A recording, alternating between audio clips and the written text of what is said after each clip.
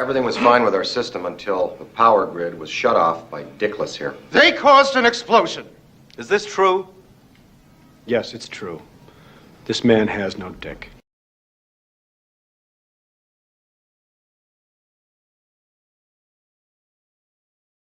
Miss Burgundy, you have a massive erection. Really? Yes, I do. I'm sorry, it's the pleats. Alright, me babbers. I know, it's weird. It's a Friday night. I'm not normally here on a Friday night. I had some free time. Ate too much pizza, so I thought, you know what? Let's just do a chill stream. I got some DVDs to sleeve. I'm going to be chatting to a few people. So if anyone wants to come on for a chat, let me know. Yeah, it's just going to be casual. Any questions? We'll go over a few things that are happening, I guess. Yeah, just a bit of a random one, to be honest. Mike's already in chat. In your future, I see babbers. Babbers and blabbers. Wow. As it says there, let me know if you want to jump on in. Mike, sent you the link, mate. So if you're there, hit that up. And Burnt Scribe in the chat. Thank you for joining, mate. Again, you're a cool dude as well. So if you want to jump on in, let me know. I'll send the link through, which actually I will do that now.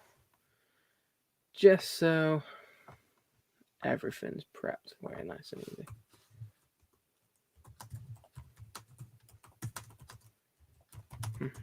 There we go. Cool. We've all been there. Is that for the too much pizza? Probably. Yeah, way too much pizza. Had a bit of a cheat meal. Well, I say bit. It's a large Domino's pizza, so it's a bit more than a cheat meal. But it's all right. Better put a shirt on. You can if you want, mate. I mean, it's up to you. If you want your nipples out and show, it's up to you. But I'd prefer not. But you know, some people like it that way. Yeah. So till we got some people in the chat to chat to. So I'll just go over what I'm doing. So like I said, I just got a few of I've seen, if you've seen on my channel before, I've got an inventive way of storing my DVDs now. So DVD sleeve. Very cool. DVD. So it's it's 2 discs. So it's literally a case of hold up. Pineapple or not? No pineapple. I'm not a fan of pineapple on pizza. I mean, people can have it on pizza if they want. I actually had gherkins on mine. So yeah. Oh, Air Gargoyle, how's it going, mate? Tell you what, if you want to come in, let me know. I'll send you a link on Twitter because I haven't spoke to you for ages, dude. Not since like Rotten Glories thing. Yeah, God, is it that long ago? Yeah, I missed that one then. So yeah, so simplicity. You get to keep all the artwork in it, which is very nice. Very helpful, especially when you've got a collection like mine, which is over 6,000 now, I think it is. It does tend to get a bit lacking on space. And then the discs, most I put in these are 2 discs. They don't move around when you got them on the shelves. They slide in, that tucks in, and you're done. Look at that. Nice and easy. Beautiful. So I'll be doing a few of these as we talk, and also maybe look at some crowdfunding campaigns as well. So if you've got any we want to look at, let me know. Tree Goblin, all right, mate. Pineapple's the king of toppings. I beg to differ, but you know, everyone's different. What's the topic? Whatever the fuck people want to talk about, to be honest. I came into this with absolutely no idea what I was going to talk about. Hence why I've said I've had too much pizza and I'm doing DVD sleeving and just talking random shit. So if you want to talk about movies, sure. You want to talk about crowdfunding, yeah. You know, like the new Kickstarter boss, well, comic liaison or whatever the fuck her title is. We could talk about that. We could talk about pretty much anything, to be fair. I'm not fussy. So, yeah. hit me up if you want in. Rotten Glory, fare thee well. Yeah, man, I hope the dude's doing all right because, like, it's been that long since we've seen him. Like, I think literally no one has heard from him. So it's a bit of a sad one. I do hope. I know he was having a few issues, like family issues, or issues. His family were having issues. So I hope he's doing all right. I hope nothing bad happened because he was a good guy. And to be fair, I doubt I would be in front of you right now if it wasn't for him.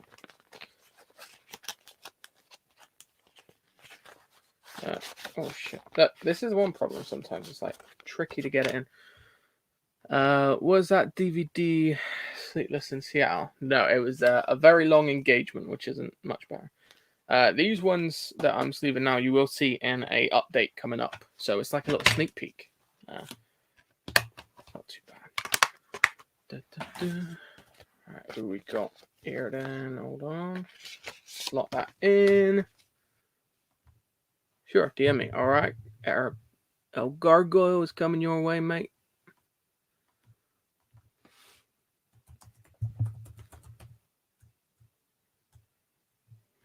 I hate this because I'm looking at another screen, so now I don't know what I look like on stream. I presume it's alright.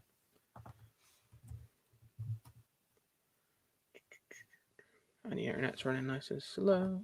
There we go.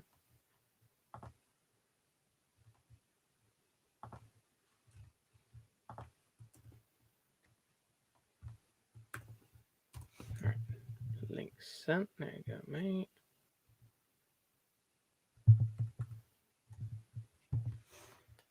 Brent Scribe trying to find his headphones. Let's talk the Bor Eternals trailer, maybe. You know what? I've not watched it. I've not watched it yet. See, there used to be a time back in the day where, like, as soon as one of the Marvel trailers come out or a sneak peek or anything, I was like, yeah, I need to watch it straight away. And now I'm like, I've not even got around to it. Like, I've not watched the trailer for that. Shang-Chi, I saw the first trailer, but not the latest one. Again, not too fussed about it. Black Widow, I've not seen the movie yet. I've not watched Loki yet either. So, yeah, since Endgame, everything's kind of just gone a bit downhill. Like, my enthusiasm for it is waning. It's missing some. Yeah, I don't know what it is. Maybe it's just they blew their load completely on Endgame, and now it's just there's nothing left. People aren't excited for it anymore. Hence why it's not doing so well. And then you got the whole Scarlett Johansson situation suing Disney, which I don't think is going to end well. 4-disc does not go in a sleeve. Goes over there. It's curb my enthusiasm. Yeah. That's what I'm saying. Like, it's like every movie up till, well, I say Endgame and the Spider-Man movie. Was it? What was it? Far From Home? Was it that one that came after? Yeah, I was so hyped for, and now it's just not there. It's not there. Sorry, I'm trying to get the cellophane off. They focused so much on the Infinity Saga that they forgot to plan anything properly when that ends. Yeah, I think part of me thinks they didn't actually think they were going to get there, so they didn't bother planning for anything afterwards. Full Nelson. Full Nelson, half Nelson. It is a shame. It is a shame because it used to be one of my favorite things to watch. Like, I still like the other movies, which includes, unfortunately, Captain Marvel. I do kind of like that movie, despite really not liking Brie Larson. Still hoping No Way Home will be interesting. Yeah, me too. Especially if all the rumors are true, and we're getting both Andrew Garfield and Tobey Maguire popping up in that movie. I would enjoy that, I think.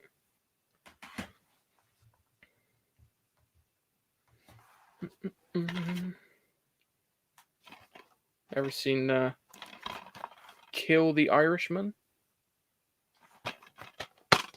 I ain't got a clue. What this is.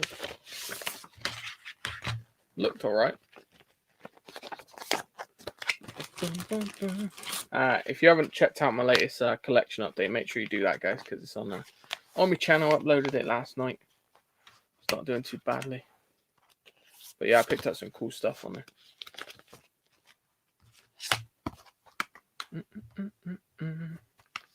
Alright, me babber. Neve. Alright, how's it going? You and your worst half are fine to jump in here if you'd like to. That's a impact. Don't know.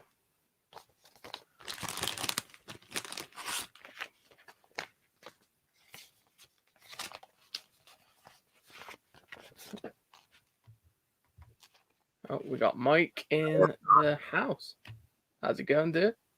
Well, my PC's up to so that's some trouble. Yeah, I did see a message. Sorry,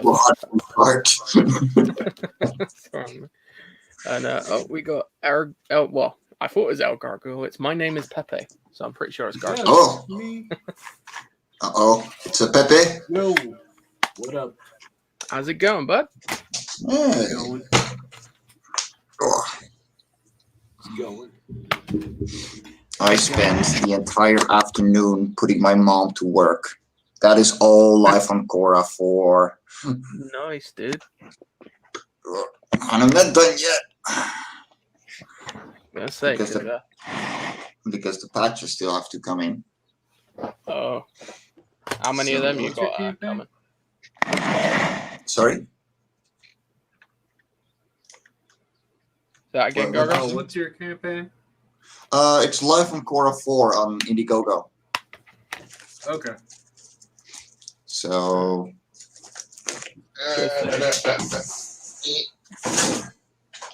this little comic. There we go. Okay. It's really cool. I like it. Yeah. So, how's your head feeling now, Mike? 'Cause I know you had a bloody. Well, I had some aspirin, and then I took a nap because I Pavloved myself into sleeping whenever I take painkillers. And it's a lot better now. So, whew. Good. There we go. We got Justin in the house as well. Hey, Evening all. He's got a drink. Look at there we go. that. Mate, It's Friday. I almost cracked one open, but I was like, nah, I can't. I'm too full of pizza, man. This thing. I was like, there's nowhere for it to go. It'll just sit there. I'm like, No, this is my second for the evening. I was literally just chilling out reading when you posted your links. For I'll pop on and say hello. that's cool, mate. Appreciate Oh it. yeah. Michael McCartney putting the Yeah, links in the chat. just literally just finished reading this. Hold on, let me make you big. Ooh, that looks That's what she said. fancy. Bonds. Oh, Bonds. Yeah. Is that Miriam? Yes, it is. Nice. Yeah, and it's a really, really nice book, and I love this little touch because obviously there's the print, one of the prints she did for it. Yeah. But I'll point this out for the camera. I love this little sticker she's got. Oh, that's adorable. Yeah. Yeah, Thank you. the little touches like that I really like in crowdfunded comics. So, yeah, for anyone wondering, this is a great book. It's a good start to what I think will be a very promising story. Nice. Yeah. And obviously, also one of the things I got this week was my card binder to go with the hardcover he brought out. But to the UPS guy that delivered this, fuck you. The guy looked like he played football with the box, and the hardcover has got 2 dents on the top of it, which I wasn't happy Oh about. no. But yeah, it's okay. I think they'll level out over time, but Still, man, that shouldn't happen. yeah, Yeah, no. That's just sad. yeah. But hang on, I'll see if I can find the thingy. 1 second. I just want to do a quick shout out to Talus because I got something. Where is it? Where are they? Like, I got too many boxes around. Yeah, see if you can see this on the. Take it out of the lovely, lovely slipcase. You can see them just there. There they are. Like, come on. But one thing I also wanted to give a shout out to Nerium for, this is the box that Bond came in. Yeah. Now, this is probably the best bit of packaging I've ever seen out of a crowdfunded book. And it's not cheap. This is really good packaging. So I think she set a good standard with this. Awesome. Yeah. So this was great to receive in the mail. And yeah, it provided great support. But I said, it's a shame this has happened, but I think they'll kind of, I don't know, maybe sort themselves out over time. I don't know. But yeah, UPS really let me down with this one. So to everyone who backed Thalos and Live on Korra, you're getting these. Oh, that's beautiful. Oh, So, that's the poster. Yeah, that is the poster. That's very cool. So yeah, if you back Live on Korra, get Thalos too. You want that poster and trading card. Awesome. That's yeah, and there's a link to tell us in the chat. Very cool. Never personally killed an Irishman. Good to know, man. Good to know. I think that's a reference to one of that movie. Killed everything else. Ari was in work, unfortunately, so he can't join us. Yeah. Oh, yeah, James. Who's James? Me? No. Who's it? I don't know. I hear Impact isn't very deep. Mm. That's a terrible. All right, that was a terrible because right, Impact, and he's referring to Deep Impact, the movie. That's terrible, man. Come on, we can do better than that. Back not Daredevil before Comey Mark dies. Yeah. Back Niven's War. There we go. Niven's War. Thank you. Novel there coming along. 68% funded, and I'm really pleased about it. I will be backing, mate. Don't worry. Don't worry. I appreciate I'm a late it. backer. I'm always a late backer. I always come. I come when I mean to. That looks sick. Yeah. You heard the guy. Hell yeah. Chat as well. Gotta be honest, she colored it. That's her coloring work. It's awesome. That's good. I love it. Leave. Mrs. Black. Also. Oh yes. Yes. Although technically not married yet. Not yet.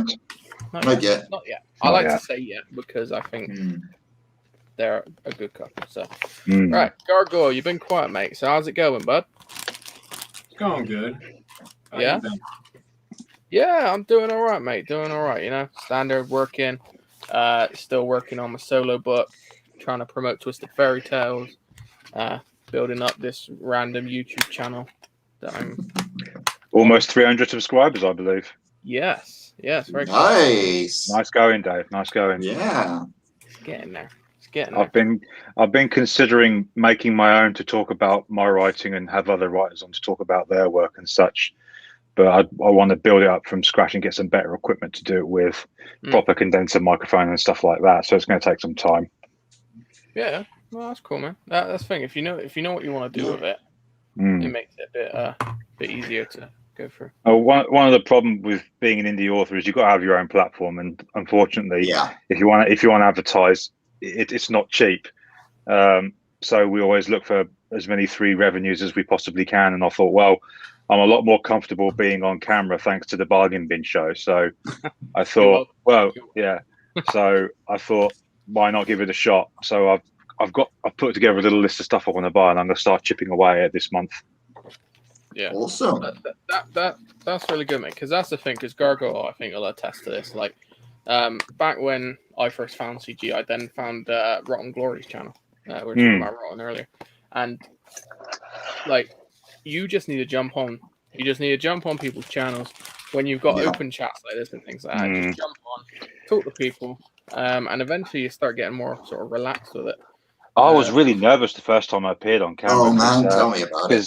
Because Ari, I think actually I appeared after you, Mike, on one of Ari's Saturday shows. I think it was his first phone-in show, and there was guests on before me, where they were all talking about these wonderful-looking projects, and there's me with nothing but a concept to talk about, and I'm watching everyone else and shitting bricks, thinking, "Am I going to come across all right?" And I was nervous as hell. But Ari, he's a very charming host, and yes, sure enough, it was a good episode. I talked for about 10 minutes, and then, like as Dave said, I went on the Bargain Bin show to launch the project, and yeah, it's been smooth sailing.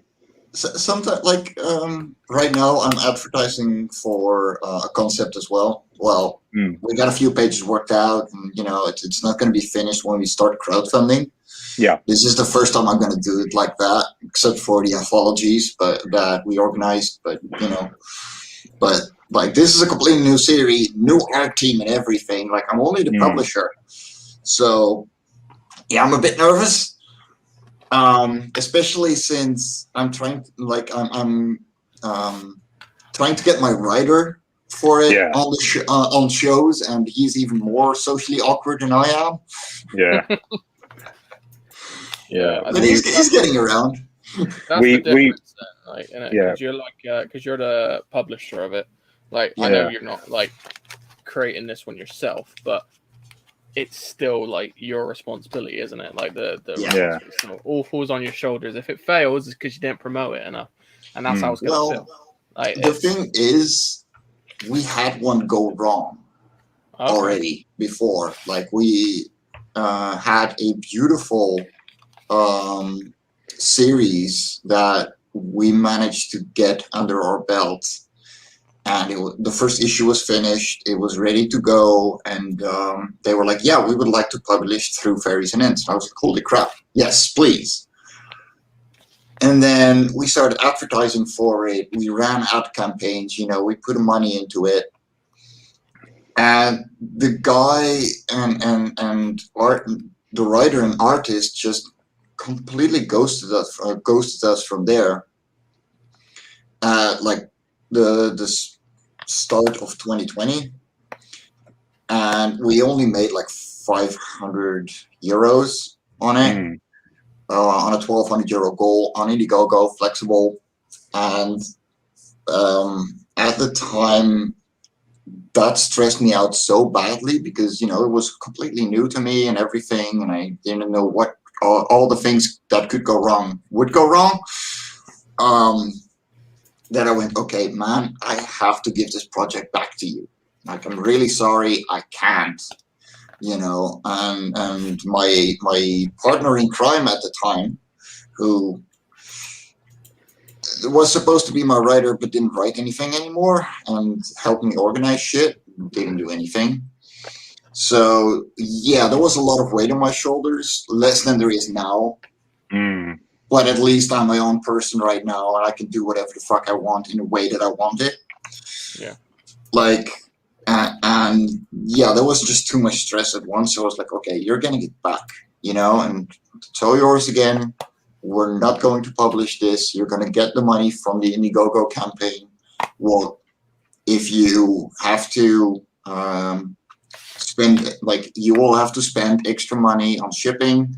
Tell us about it. We'll split the difference. And I didn't hear anything from him for like 4 months.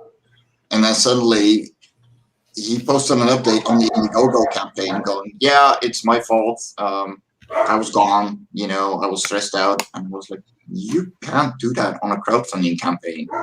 This is not just social media. This is people that put in money. These are people that actually bought retailer tiers for this comic. Who the hell beeps me now? Oh yeah. I got plushies today, but Yeah. Cool. yeah, no, I didn't receive them. I only got the prototype, but oh man, I'm excited. But yeah, no, like that was first of all really sad because the comic was awesome. You know, would have done one issue a year, but it was painful, and you know, it's still on there on Indiegogo, you know, on the Fairies and Ents account. And it's an eyesore because otherwise we fulfilled every single thing and done everything that we promised except for that one dude, you know, and I'm not calling names, I'm not calling him out. I think still that it is one of the best comics that we had the chance to promote. But I'm sad it didn't work out, and it's really sad that he didn't look at it the way that I tried to. You know, that it is a job, and this would have been this would have been his future had he gone after it as much as I did. And it was down to like last minute jitters. Like he basically pretty much. It, like and I can get that, you know, we all have imposter syndrome once in a while, you know, we all create things and we throw it out in the world and we don't deserve that kind of love, you know. I literally cried when I saw how good Love and Korra 4 was doing. Like, I still remember your reaction. Yeah, exactly. You know, and I still don't fully believe it, but you know, the books are right here next to me, and I just counted the amount of sleeves that we have left out of a packet of 200. Yeah, I got 11 left, so we sold 189 comics on one crowdfunding campaign. Nice. Holy crap! Well deserved, dude. Seriously. Yeah. Seriously, congratulations. Like literally everywhere and anywhere you could. Like, yeah, no, and you know, I enjoy this. This is the best part of crowdfunding for me, talking to you guys. Hey, Dave, all the Daves. And Craig, thanks for joining us, mate. Jake Tvister, Imposter Syndrome, what are you? Yeah, exactly. Yeah, no. Well deserved, Mike. How are you gonna say? I'm currently working on the script for what I hope will be the graphic novel I'm going to crowdfund when the time comes. It's a different process than what I'm used to, but I'm enjoying it so far. But hey, I've tell us about it, man. Ooh. Yeah. All right. Okay. All right. I wasn't gonna reveal details, but as you've asked, you don't. You at least give us the synopsis. Okay. Thanks. It's inspired by movies like The Abyss, Deep Star 6, and Leviathan, because I've had this big love for underwater science fiction. Oh, and it's not had a lot of love for a long time in the movie business. I suppose because those movies are such a ball ache to make. I mean, the production of slight tangent. The production of The Abyss is a legend in its own, and I thought to myself, that's something I want to do. So sort of bring something back, as it were. And when I was talking about it with Peter, my artist, she does the covers for my books. And as I was talking, I said it's inspired by underwater movies like, and we both said at the same time, The Abyss. And I thought, right, we've got to do this. So I want to do 48 pages so that it's a decent read. It's going to be, well, we've talked about it being black and white because it's kind of a homage to those old Dark Horse Aliens comics that first came out. And yeah, I've written 14 pages so far, and I'm enjoying the process. It's different from what I'm used to because obviously I'm dealing with panels, captions, and speeches as opposed to just writing like I normally do. But that is a creepy sound effect, whatever the hell that is. And I've missed that. I think that's time going on. Yeah. So yeah, that's what we're doing, and I'm working on that as well as writing another book at the same time. So I'm kind of jumping between the two. That's awesome, man. Yeah, that's what I'm working on, and that's what I really want to do next. Because also, I'm bored of superhero stuff now. I mean, I know Dave was talking. I heard you talking about Endgame earlier, and how you hadn't checked out a lot of other stuff afterwards. I'm bored of superheroes. I kind of think what Scorsese said about those movies was correct. They're theme parks, and I've had my full of theme parks.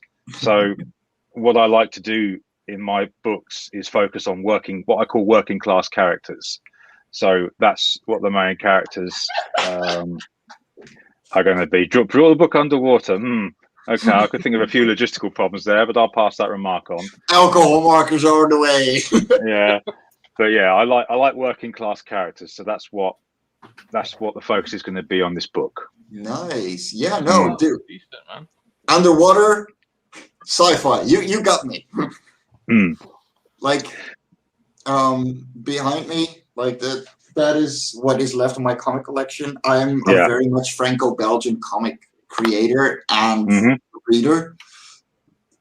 Just, I'm not into superheroes. The only superhero I really liked so far was Perfect 10 by Genuine Comics. So, yeah, you got me, man. That's a shut up and take my money. Okay, I've got the first hook.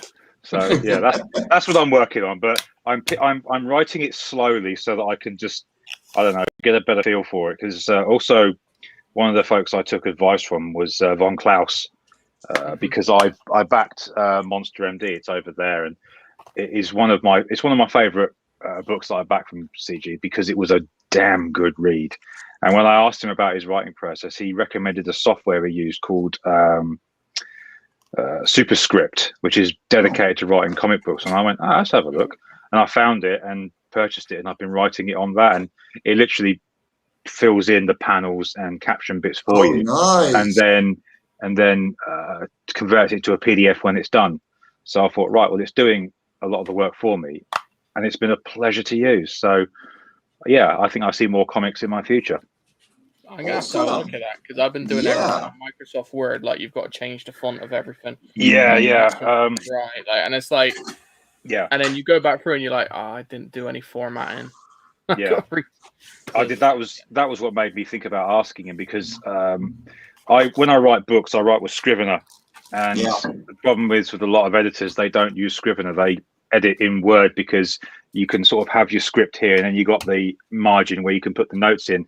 Scrivener, you can't do that. So when I have to send off to my editor, I have to import it to a Word document for him, and it's not a problem. But the problem is with Scrivener, it's one payment, like with Superscript, and it's yours. With Word, they want, what is it, £75-80 a year, and my license, Open office all the way. Yeah, and my license for it ran out, and I just thought, well, shit, what am I going to do now? And I've got a friend who works in IT, and I said to him, and he goes, I've got loads of Microsoft codes. Here you go. So now I've got Word and everything else for free. Nice. Fuck you, Microsoft. So yeah, that's what I'm working on. To do in the future. Kev says Justin's too short for rides and he can't take bear on a roller coaster. That's why he doesn't like it. I'm 6'2". Oh, you're taller than me. Fuck. Yeah. So, all right. So we know what Mike's working on. We know what Justin's working on. What about you, Gargoyle? You got anything in the pipeline? Have you been doing anything? Yeah, my Templar project that I've been working on. Templar project. Yeah. Nice. Okay. I don't think I've seen much of it. Have you put much out yet of it? Like, I'll just spoil the whole plot. It's kind of like Fight Club meets the Boondock Saints. Ooh. Okay. Okay. Yeah, you got my intro. You got a character that's kind of like if the Punisher was Rorschach. Okay. Okay. Basically, the section I'm working on is more the second part, where this police sergeant who has a hint of clairvoyancy can kind of see inside of this character's head, and she's trying to figure out and connect the dots of who he is, because he primarily targets human traffickers, messed up assholes. Mm-hmm. Die anyways. Okay. Yeah, the first part of the book is kind of a found footage format story. Oh, This group of kind of like neighborhood anti-crime gang. It's a tough way to explain it. So, and then you get to the second part, which is in California, and that's where the cop story comes in with her interactions with him. I like the fact you're trying found footage within a comic because I don't think I've seen that done. I could be wrong there, but I don't think I've seen it done before. So that's always something new to try. So yeah, I like the sound of that. There was one comic that did it before. It was a weird Dark Heroes comic where it was a 60s, 70s style rock band that sold their soul to the devil. I don't think I know that one. I forgot what it was told. No, I don't think I know that one. Okay. All right, that's cool. No, that's really cool actually, because I like a lot of the found footage movies. Yeah. So to have it in a comic would be something really different. Actually, I think you do. To show my age here, I saw Blair Witch 1 in the cinema back when it came out. When did that come out? Me too. Oh damn! I forget what year it was, but it was funny because 1999. Oh damn! I was. I I was a bit older. I took my younger brother to see it, and we stood outside the cinema waiting for my mum to pick us up. And I said to him, "So what did you think?" And he quickly went, "Fucking shit." But he paused and he went, "Yeah." But then he paused and he went, "But I won't go camping in the woods for a while." No, what's sadder to me is I remember bitching that my computer wasn't good enough to watch the damn movie on the internet because it was the first time you could watch it. There was a movie made on the internet. Yeah, and the funny thing was because of the way DVDs were back then, with the Region 1 and Region 2 release dates, I knew people that had the Blair Witch on DVD when it came out in the cinema over here, and I always found that funny. It's like same thing with Pitch Black. I had the director's cut on DVD before it even made it to cinema over here. Huh. That's funny. Yeah. Yeah, I was 6 around that time, so. Stop it, man. I'm feeling old now. Dave and I have that thing that happens very often. Like, I've been doing this since '93, and I'm like, I was born that year. Yeah. It's just funny when like my kids are talking about one time when they were a lot younger. We saw Return of the Jedi on ITV, and they were showing the new version with all the new effects in it, and I didn't like it. I preferred the old version where it's old man Anakin, not Hayden Christensen standing there. And I tissed about it, and my son said, "Why don't you like this, Dad?" And I said, "This wasn't like it when it first came out when I was a kid. It was much better." Yeah. And my daughter went, "Yeah, 50 years ago, Dad." And I'm just sitting there going, God.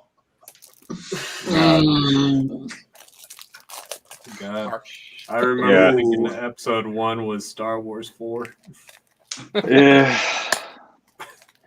Yeah, and that now because of what's been made after, I can't even watch the originals because I know where they're going, and it pisses me off.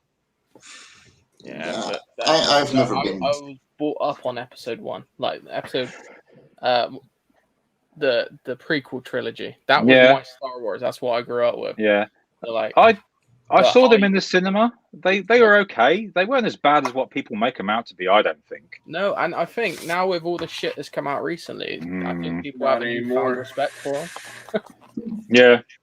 They're like, you know what? That wasn't actually that bad. It could have been a lot worse.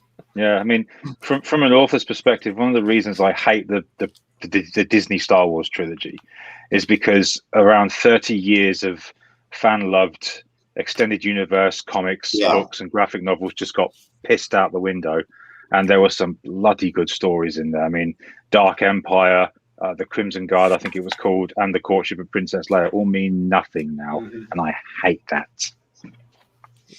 Well, even Shadow of the Empire was. Yeah, that's another one. So yeah, that's why I don't like it from that perspective, because what they did with those stories, they were just reboots of the original trilogy, and I saw the first Rey movie. I'm sorry, I even forgot what it's called, but Yeah, no, like I'm not a big Star Wars fan. Don't apologize for forgetting the first Disney movie. That's something I wish I could do. Yeah, no, and a buddy of mine was like, "Hey, can we check it out in the cinemas?" And I was like, "Yeah, sure, whatever, let's fucking make it a date. I don't give a fuck, And we walked out and we looked at each other and we both just went, "We take the Death Star and we make it bigger." And that's literally all the movie was. Yeah. Mm. Oh yeah. And after that, we just went, nope, we're out.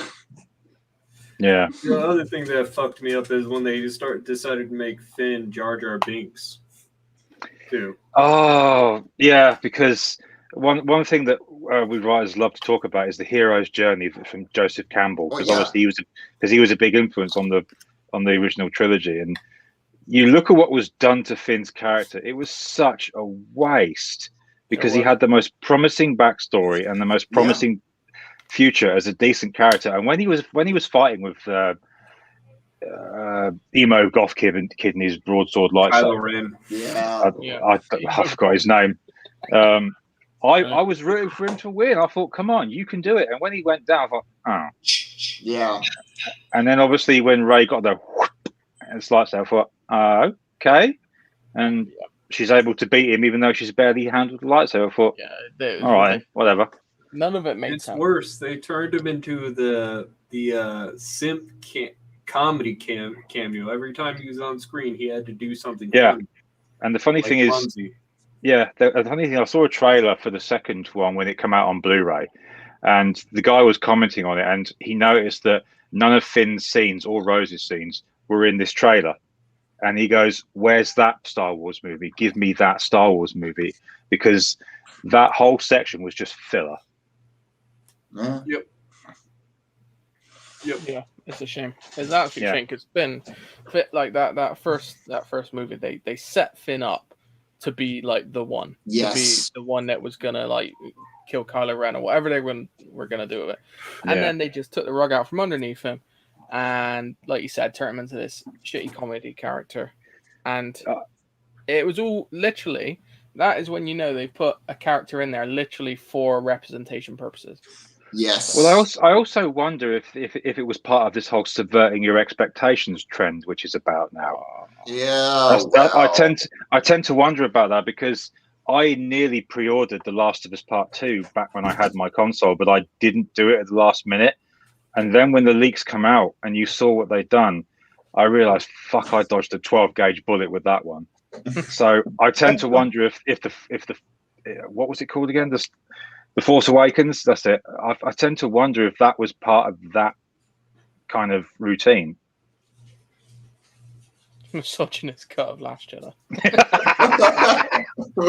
Yeah. Not to mention with The Last Jedi, there's that hilarious continuity error when they're fighting the Red Guards, because she's fighting that one that splits his weapon into two, and they obviously realized that if he carried on fighting a certain way, he could have just shanked her in the back with it. So halfway through the fight, it just disappears from his hand. and people only reason people spotted that was because of the Blu-ray quality picture. And I've looked, and now I've seen it, I can't unsee it, and I think it's fucking hilarious. That's fucking hilarious. Yeah, I know. Good old Disney. Hell yeah. There we go. What's that? Tell us. Yeah. I mean, I got myself a t-shirt today because Arya's an evil bastard. Of course he is. Sorry, I had to feed my dogs. That's all right. Dog cool. I'm currently trying to contain a kitty from yelling at me too much. Hello, buddy cat. Because she is my 10-year-old actually wants a cat. They're wonderful. They're little assholes, but they're wonderful. Well, we've got this cat. We've got this cat in our neighbourhood. He lives not the back garden behind us, but to our left, and his owners, they just call him Cat, and he constantly sits on our back fence. And Nikki grew up the courage to go up and stroke him and say hello. And now the cat never leaves our garden because he's always waiting there to be petted by my son. Aww. And because we had a crap time a few weeks ago because we had to self-isolate because Nicky, our youngest, he caught COVID. And one of the things that kept him going was going out into the garden and saying hello to that cat in the mornings. That's adorable. Yeah. And because it's a big fluffy black cat, he calls it Fluffy now. And it's probably going to listen more to your son than Yeah. I think Michael makes a good point. If everybody hated Finn as the main character when they saw the first trailer, they would have kept him as the lead. Fair. Yeah. They couldn't But for China. Yeah, but I do think John Boyega didn't get as much credit as he should have done for that role No, because he was great No. at it. He was And- decent. He was playing a really good, character for what he was offered. Yeah. And the production of the movie wasn't bad. The acting wasn't bad, in my opinion. The first, I didn't see the other ones. Like, I gave up after, we make it bigger. I saw The Last Jedi because I sailed the high seas to watch it, but I never the last one. Oh, hello. Hello. Hey. They were shit. They're like everybody explains Yeah. the whole time. So. Yeah, I couldn't buy that. I just thought, how the hell can he have come back? And it also didn't sit well with me that they CGI'd Carrie Fisher for the last movie. I don't like that. I do not like it. And they also ruined all the continuity stuff. Like, why would Darth Vader order Kylo Ren, or why would Kylo Ren use that as an influence since Luke saw that dude and made him good? None of it. I think maybe 10% of the movies made sense. It was ridiculous. Yeah, so Adventures in Tellus, actually, Neve pointed it out, and welcome to the panel. Distinguished guests and pizza lovers, I think. So 180%.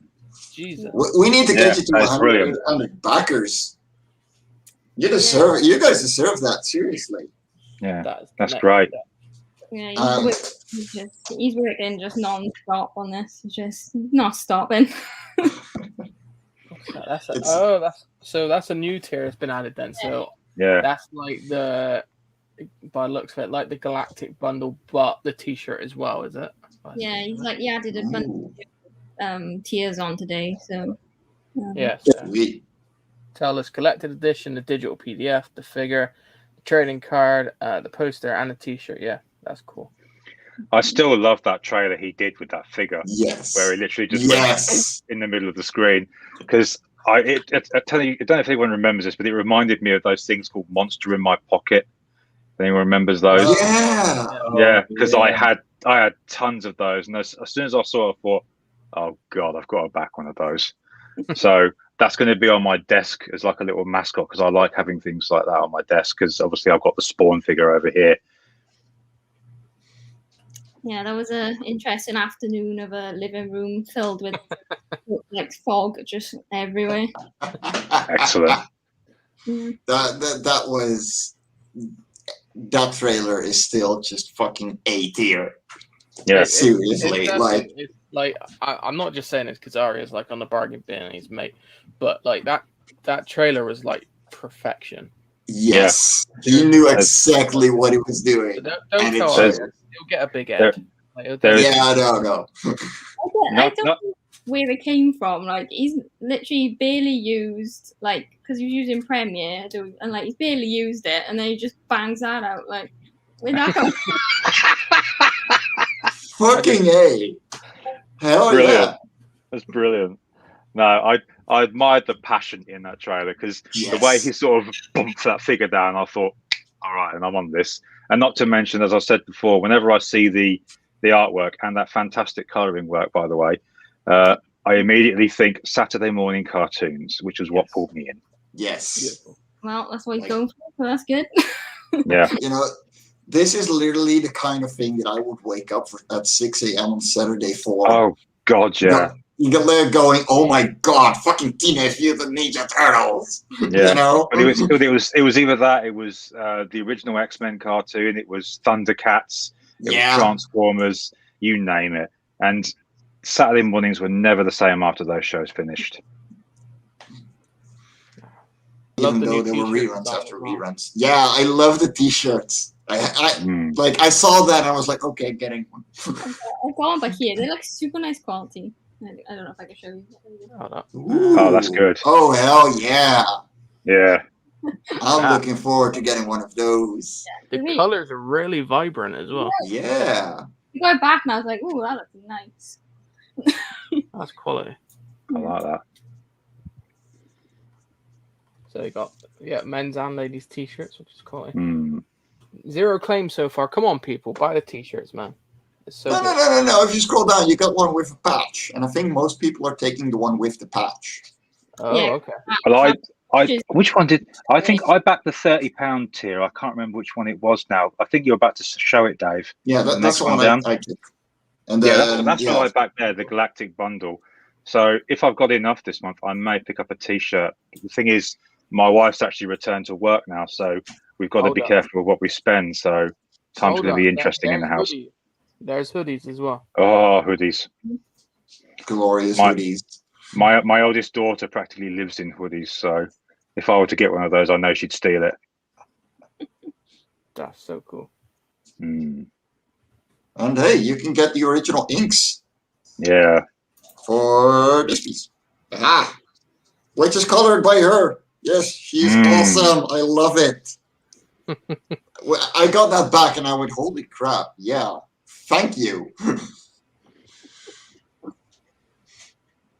Yeah, I think he's discounted some of the original art as well. So, so yeah. I can see that. I'm surprised. Go get some original art, guys. If not mine, there's some awesome stuff in there. That's crazy. Yeah, this is one of the best looking campaigns I've seen for a while. Yeah. He's done his background. He's done his background research.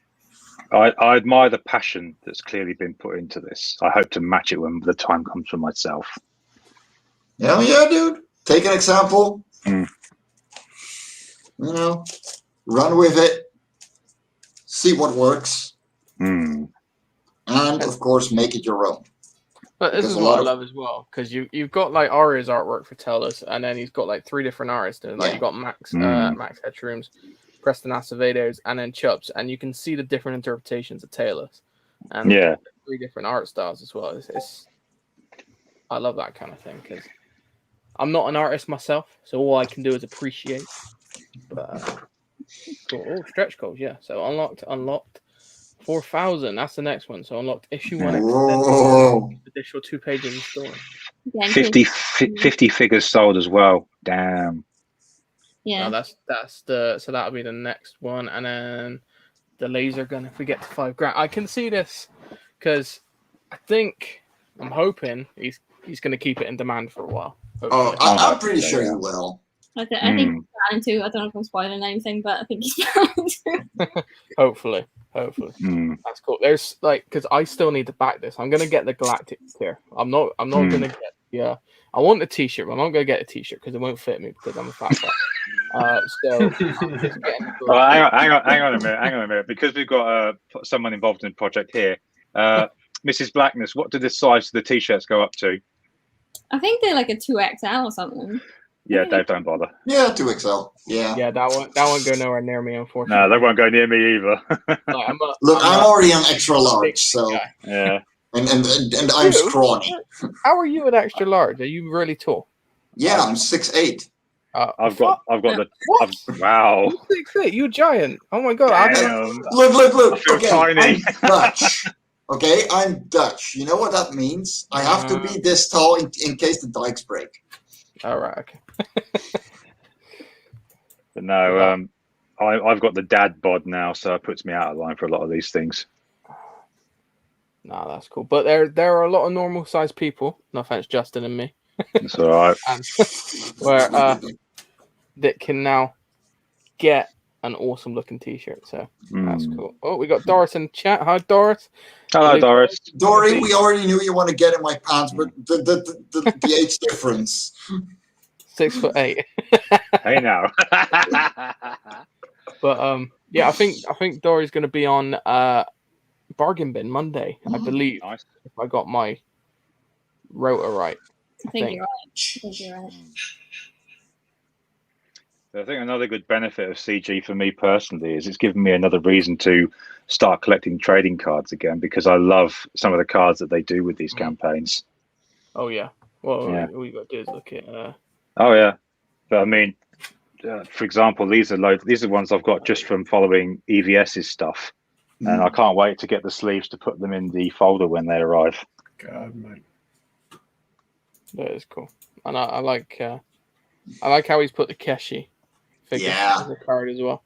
That's cool. Yeah, because it makes me think back to those comics where they did like the photo cover for some issues, like when the Punisher movie first came out. I think they put Dolph Lundgren on the cover and stuff like that. So it reminds me of that sort of thing. Yeah, the cards just arrived today, and yeah, they like super nice print on them as well. So. Awesome. Yeah, I saw that in our chat. It looks really cool. They play Tendo. Appreciate it. We're doing something a little bit different today. Random chat with some crowdfunding. Getting ready for bed, but making sure to pop in for a little bit. Yeah, good to see you, Chris. He's here now. That's good. Doris' purpose. Doris, we salute you. Take it. Yeah, we salute you, Doris. I've been single for a year. I need that shit. Ewan's like really not helping comic book fan image. We needing anything more than an Excel. It's true. Something about Aria looks different. It still looks fabulous. I'll be back, guys. Yeah, no worries, mate. Chad, you're awesome. Yeah. So that's cool. Aria's voice is higher than usual today. Yeah. Yeah, no. What? Only a little. We have a lot of hair between us, though. Hey, let's see what's trending right now, honestly. Yeah, I was just going to have a quick look and see. Because I have no clue. I haven't checked on crowdfunding for the sake of my wallet for a while now. I take it. So, I take it because we're not part of this dirty CGs that we're not going to look on Kickstarter. No. Well, honestly, like, you got to keep in mind, the creators running a Kickstarter right now have nothing to do with what's going on. No, of course. Yeah. You know, the situation actually really annoys me because this new woman that's come in is basically pretty much starting to destroy a lot of indie creators' hopes of ever being on Kickstarter. Because we were considering putting Twisted Fairy Tales on Kickstarter. I don't know if we will be able to now with all of this. And then there's a lot of creators that have nothing to do with it. I know like a couple of the Indie Vault people I think have been blocked from what's her name's. So Twitter. I just saw I see you got She there, and I've got some of the old issues there. Because my local comic guy gave them to me because unfortunately they're damaged comics because the staples on this one are rusted. Which is a real shame. Yeah. The covers are damaged, and he gave me this one, which is a chromium one, but it's taken some battering at the back, so I don't think there's anything you can really do with it, which is a shame. That's a shame. If it's like an expensive one, if it's like worth quite a lot, sort of on the secondary market, you can always get it like repressed and restapled. Yeah, that's what I was thinking of. But the problem is, I don't know if you can see it on the camera here. I'll see if I can throw it in because you see the staples are rusted. Oh, so and it's a shame because it's also signed. But this one is actually signed by Billy Tusi. So I don't know. I might see if I can get something done with him, but for now, I'll keep them there. So this one I saw earlier actually, about half an hour before coming on stream. Aaron Lepresti, Wrath of God. Oh yeah. He launched on Cybertrain, didn't he? He launched with EVS, didn't he? Yeah. And the first thing that happened is I went on his Twitter, I followed him, and then I looked. Oh yeah, and everyone it was all the concerned but disappointed. Like, I still really want you to do well, but like, you're running with a hate group now. I'm like, no, shut up. Oh shit! Shut the fuck up. I have never believed that hate group shtick for 1 minute. You know what the worst part is? There are smaller creators right now that know, the kind of support that they're getting within CG, and we literally all of us know about it. Mm-hmm. And we're instantly being put in that little box. Like, what have we done wrong? Like, no, I don't agree with a lot of things EVS says. I do agree with his work ethic, though. And I disagree with a ton of bigger creators, and I see some bigger creators falling off the deep end, and I'm going, no, I don't want to be associated with them them. But it was like when Dale Keown. Yeah, it was like when Dale Keown joined the show. There were people tweeting about him saying Dale Keown's joined Comicsgate, but they'd omit the O from Comicsgate and put in the asterisks so people couldn't find the tweet. Yeah. It's like if you haven't got the balls to post it without censoring it, don't post it at all. Get a fucking life. Yeah, that's that woman's name, Jamila Rouser. And someone put up the comic she made. Apparently, she's done 2 comics about how black women wash their hair. Really? Yeah, that was literally the comic about that. Well, I'll be honest. Okay, so my mom's ex is from Suriname, so he's very black.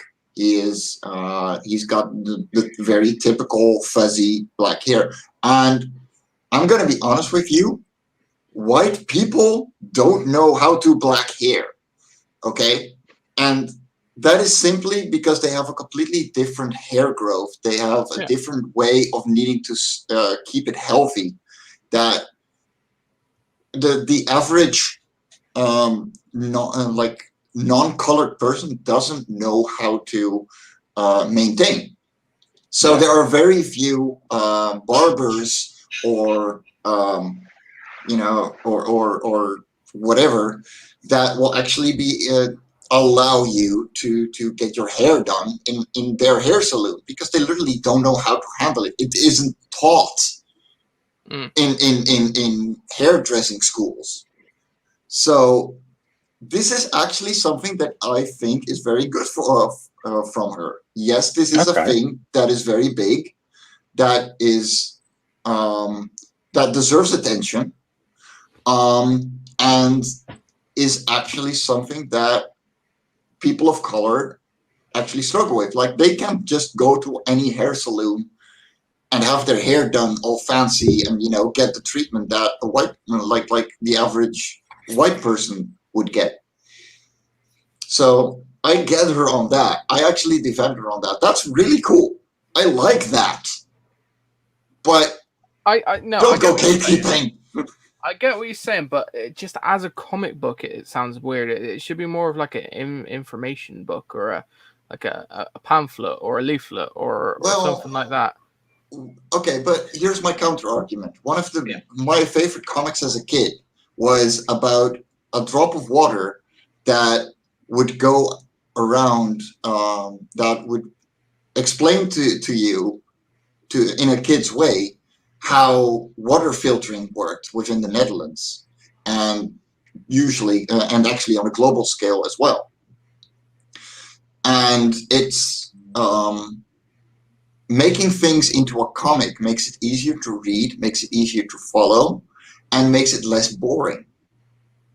Yeah, I see your point there.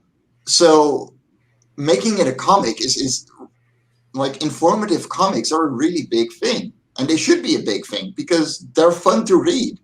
They're funny, usually. They're interesting. And why not? If you can have comics about Roman chariot racing, which there are comics about, and you can have comics about superheroes, and you can have comics about 2 Gaulish guys beating the shit about Romans, You know, do it. You know, make comics about everything, so there's something for everyone. I get what you're saying. I still think it's shit myself, but I get what you're saying. Yeah, no, yes, by all means. I suppose, all right, so I suppose my next thing is like, so that's her Manga, experience all then, different like stuff. in. Sorry, Sorry, mate. Go on now, Gargo. Is it manga? No, I was just asking. Is it manga kind of like that? All kinds of different kinds of stories. Yeah, and Franco-Belgian comics are the same. You know, you got comics literally about everything, and that's the fun of it. You know, and American superheroes in that regard are, you know, American comics are very narrowed down to just superheroes. To be fair, they do say there is a customer for every product out there. Yeah. So it's just exactly.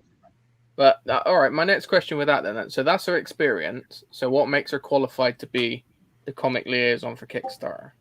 She has the right politics. Yeah. You know, that's my main issue, is that she doesn't seem to have the experience to. Well, yeah. But, yeah. I mean, I don't know her portfolio. I don't know her credits.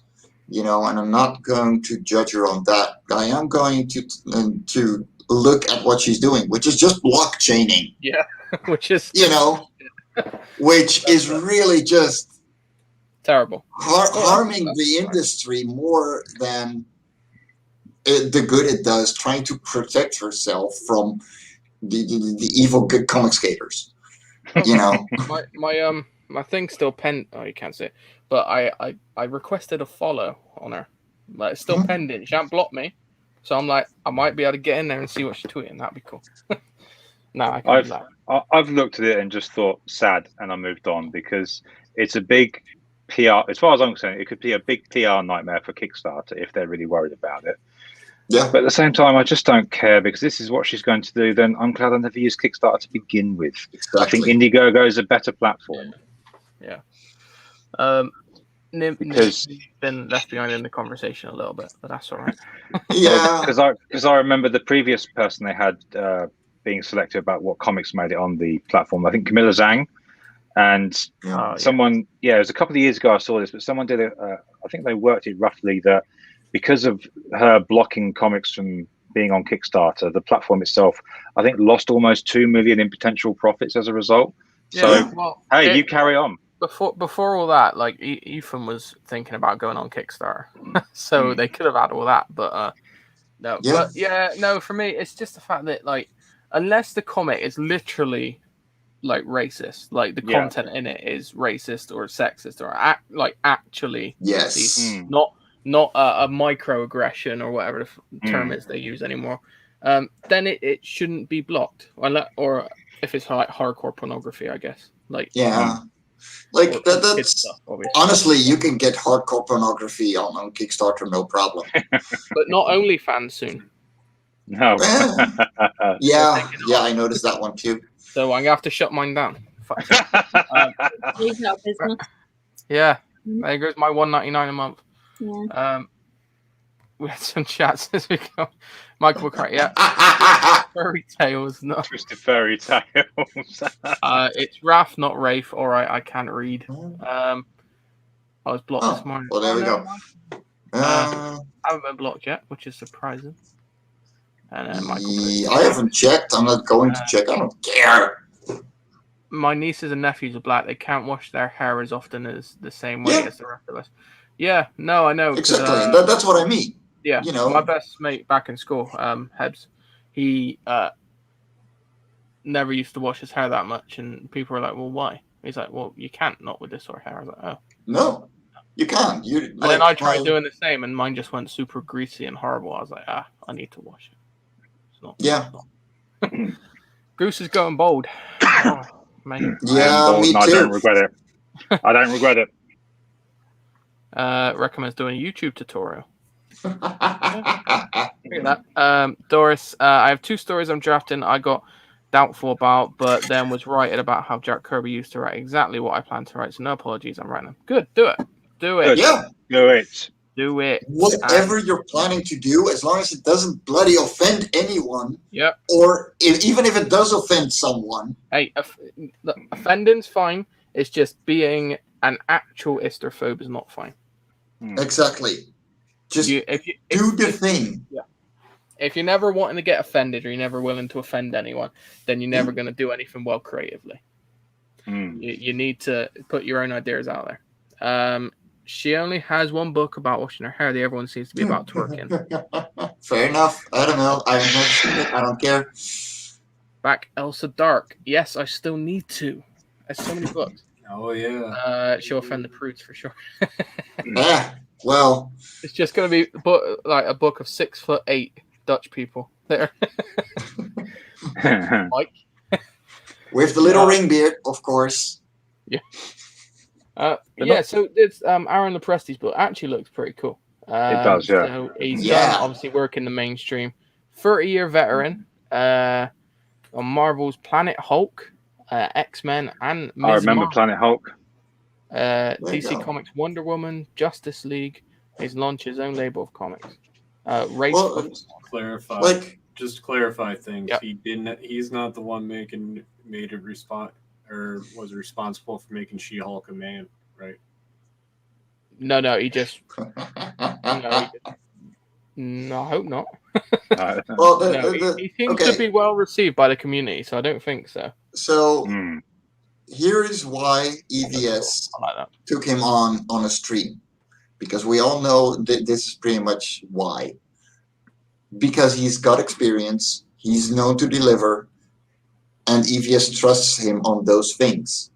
You know, because he has a backlog of work that shows that yes, he can be trusted, that he won't abuse the fact that EVS has such a big reach.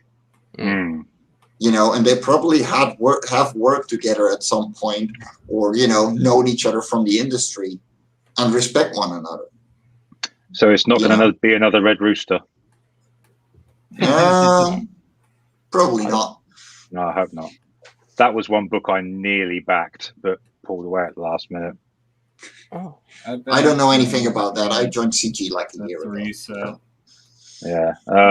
Basically, he put his stuff out in Walmart before. Yeah. Okay. Yeah. No. I'm back on track. Yeah. Yeah. See, I like this cover actually. This is really cool. Yeah. Yeah, it's very, very pulpy, isn't it? It's very old school Marvel to me. And he draws a good werewolf. I like that. Yeah. He actually got a tier with something called The Garbage Man as well, a trade paperback. So that must be something he did beforehand. That was a missed campaign. He had that, I believe, November, October when he closed it. Oh, okay. That's a good thing. Oh, right. Okay. I love the cape, the way he draws the cape there. Ooh. Yeah. How much you sell that cover for? Jesus, $2,000 in dollars. And he sold it. He sold it. There's one more that is available for 2K. Like that is incredible. He sold that as well. He sold that as well. No. There was one more $2,000 tier. Yeah, available. so there's a 2,000 be a character and get the art tier is gone. Okay. Yeah. Wow. And then the 2,000 cover B artwork is gone. And the 1,000 Wraith print art is gone. Jesus, forfeit. All those big tiers are gone, apart from this one. Oh, there it is, yeah. Become the character and get the art, so it's another one of those. He's already sold one, so that will probably sell. That is incredible. Yeah. Well done. Good for him. Yeah. I'm just hoping the shipping's not too high because it's from America. That's my. That's the only thing that's got me back and stuff anymore. Like, look. That's a problem these days. Yeah, because obviously, like I said, I could back like twice as many books. Yeah, because obviously, like I said, because obviously Bonds came in this, it was not damaged, but I'm still sore about the damage to Warts and all. But there we go. The shipping is the same price as the book. Yeah, I don't like that. It doubles the price. This is the issue. Whereas if it was coming from Europe, I'd pay about half that for postage. Yeah. About. about a tenner, roughly £10. Well, it makes me think of when Tenaple did that Earthworm Jim hardcover. Because I was looking at back in that because I thought it looked amazing, and I was going to get it plus the supplement book. And I think I'm trying to work it out, but I think the book and the supplement was something like £55, and the postage was 60 or £70, and Whoa. yeah, and it come to like 110 or 115 pounds for the total package. I can't remember now, but I just looked at that total and thought I can't justify that, so I never did in the end. No. You know, there are books where I will justify it, you know, and there are friends of mine that I will happily back that much for. Yeah. You know, I'll get Daphne Leitch's Tall Tales and Eagle Raven happily with $35 shipping, you know, because I really enjoy what they're doing. But they are the exception, you know, and we gotta have someone who will do the same as RJ from Critical Blast, you know, because we need someone like that in Europe. Yeah. Seriously, guys, we need someone like that in Europe. I spoke to RJ about when I was going to do, when the time comes to when I do my graphic novel, before we did the interview about Niven's War. And he said, if you need someone to distribute it in the US when the time comes, hit me up. And I said, yeah, I will. To give you an example, I can put 150 of these in one big box. Okay. Yeah. So that costs me 145 euros.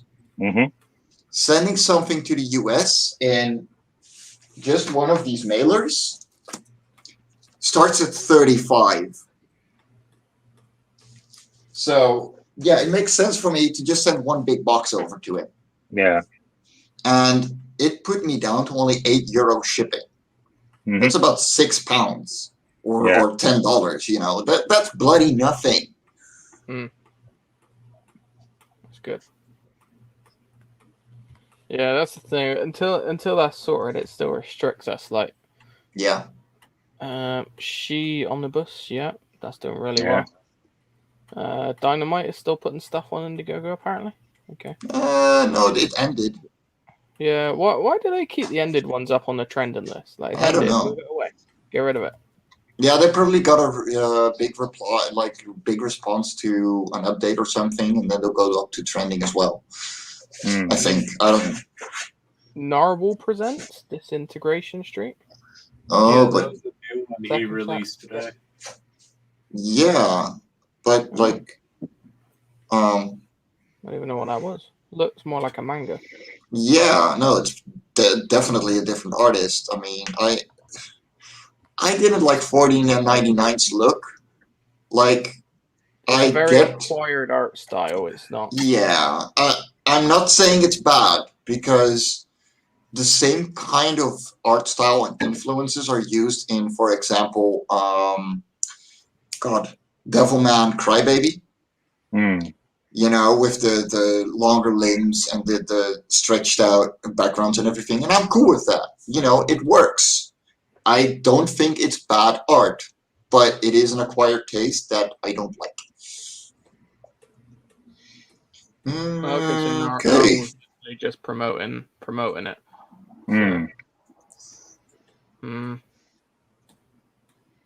It looks like something that a friend of mine could have drawn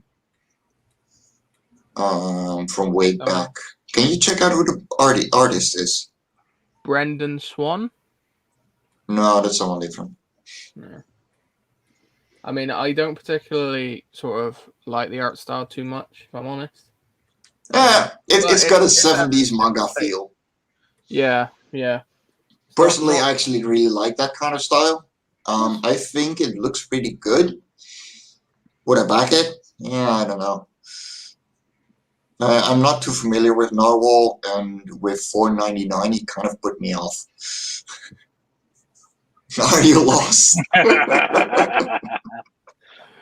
Oh, it's all right. I know you kind of jumped in here, and we're just kind of zooming from topic to topic. To be fair, it's all right. We'll only go for an hour. But thank you for joining. Your presence is always appreciated. Of course, you know, it makes it less of a circle jerk, so that helps. Yeah. Well, I'm open to do more of this kind of thing, like just random sort of stream talking about this sort of stuff, general conversation, you know.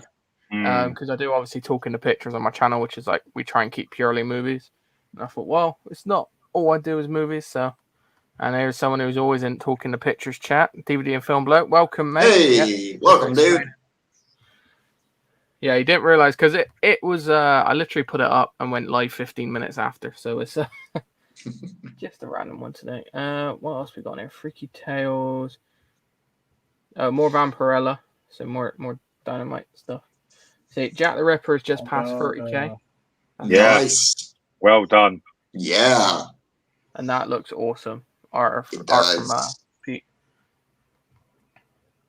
How about Kryptonals? Little scene. 900 more dollars. You get the writer to paint himself like the Kool-Aid Man and run through a fake wall. All right, hold on. I'm gonna spell this horribly now. Cryptid nulls. Oh, cryptid nulls. Yeah, cryptid nulls. Not cryptanals. Cryptid null, something like that. Hopefully it'll come up. Yeah, if we're going to look at the one I'm waiting for is the new Lucifer Storm at Demon Hunter. And that's gonna be good. Real twisted, like. Oh yeah, it's gonna be funny as fuck. That's gonna be a little weird. Yeah. Well, nice. I still, I'm hoping at some point I can still back. What's this called? Lady Satan. It's the problem, man. So many books. Yeah, but Lady Satan is closed. Yeah, I know. I'm hoping I can get it at a later date. Like, I'll just be like, Lucifer, any chance you want to sell me a copy, mate? Well, I mean, I ordered it with PayPal for him as well because I didn't have a credit card back then. So yeah, it's just like there's so many books I need to back. Like I've resigned myself because I didn't have the money to back yours yet, Mike. So I'm waiting for your next one so I can get the full lot in one go. And I'm like, I gotta save money. I gotta put it aside each week, just a little bit to. Yeah, I know that one. Yeah, but it also touches on something you said earlier, Dave, because our problem with backing books now is the postage is so much on some of them. So you've got to be choosy. 132-page book. Wow. Whoa. That's good. Black and white graphic novel. I don't think I've looked at this one up front. Wow. Yeah, I've seen it come around. You better not pout. You better not cry. You better not scream. I'm going in dry. Oh god. Yeah. You can get original pages for $200. Nice. That's not too bad. I'm cheaper, but that's not too bad. Artwork's really cool. Yeah. I love the scratchy hatching. So it says all backers will receive a copy of the following stretch goal rewards. So Man Dog Unleashed supplemental book cover by Preston Acevedo and Oliver Leaker, 24 pages. Creature Apocryphal, collection of sketches, 24 pages, nice. And Monster Moments, which is a scrapbook featuring all 12 Polaroid illustrations by Dario and Red, including digital audio files chronicling the incidents. DVD and film blog, you make a good point. Like, yeah, there are crowdfunding campaigns that can be scams. Yeah. And you gotta look out for what kind of work people have done before. Yeah. You know, I would personally, I don't launch one of my own campaigns until the comic is done. We're going to do so with a new campaign, with a new art team, because I have to pay them. But they all, like everyone involved has their credits on work that they have finished, you know? Yeah. So I'm not worried that they're going to finish. If you get a completely new guy that has a really cool idea and has like a 5K goal on his campaign, but he has literally no credits and tries to make a 250-page book, you're not gonna fucking back it. You know? Mm-hmm. Yeah. Well, that was part of the reason I made. Ruined that for everybody. Yeah, that was part of the reason I made Niven's War as cheap as I could, because I wanted to show that I could deliver on it. And also, before I launched the campaign, the first draft was complete. So my editor is on notice, and as soon as the campaign finishes, if it stays where it is, of course, he will get the manuscript straight away. Yeah. You know, and Sorry, the Mike. fact is, like, you already made things before. So, like, yeah, we know you can finish something. Because okay, so this is a thing that I noticed with webcomic creators compared to published creators. They don't know how to bloody finish a story. And they will make a bulk of work, and they will go at it constantly, endlessly, and they will be doing it for 4, 5, 6, sometimes up to 10, 15 years. But they don't know how to finish a story. I should also point out that a lot of the scams where people don't finish their campaigns are on Kickstarter. Yes. Because there was obviously the big one with Zoe Quinn. She did that Kickstarter video game, which she got more than she asked for. She's not finished it. The campaign's on hold, but during the time it was supposed to be being developed, she put out a book. She went on a holiday to Japan, and she wrote a comic series. And you think, I wonder. Yeah. That's it. Like, because one thing I want to look at and hopefully do on my channel in the future is try and get some crowdfunding movies on. Talk with them. And sort of get into the details of that and see how that differs from like the comic side of things, and also what it takes, like behind the scenes and the collaboration efforts and everything. That's really cool. Yeah, I'd love to see some of that. Well, have you seen those crowdfunding documentaries that were done by the likes of Oliver Harper and Good Bad Flicks? The In Search of the Last Action Hero, which they did on action movies, the ones they did on horror, and they did one recently. I can't remember what it was called, but it was a 4-hour documentary on science fiction movies. And I wanted to back it, but I think the Blu-ray tier was something like £80. I just thought, no. Yeah, like that is the thing that you got to keep in mind with like movie Kickstarters or board game Kickstarters, or there you have to pay premium because you're helping it fund, instead of grants. Yeah. Yoo-hoo! Oh, hi. Hi, Aria. Like Demon says, if he backs it, he writes the money off. That's it. Same. Like, it's crowdfunding. When you back something, it's a gamble because there's no guarantees you're going to get the product. That's what I like about like the CG community, is that you get to know people. Like any of you guys, I'd back your products, like, which I will be. Well, yeah, and right back to all of you, like, yeah, I will back your projects because I know you're working at it. I see the progress. I hear the updates. I hear the ideas, and that is so incredible. And to be able to be part of the creative process. That's just fun. I'm just reading this comment here. Blu-ray people got killed some of their players. What? Oh, so the Blu-ray they put out must have been defective. Oh, that's bad. Oh, that's not good. Especially when you pay $8. Yeah, Jesus Christ. Yeah, because I've got a mate who's I haven't spoke to him for a while. I went to school with him way back in the day, and he's currently doing a crowdfunding movie. Yeah, he's been funded, but I haven't spoke to him, so I might see if I can get him on actually.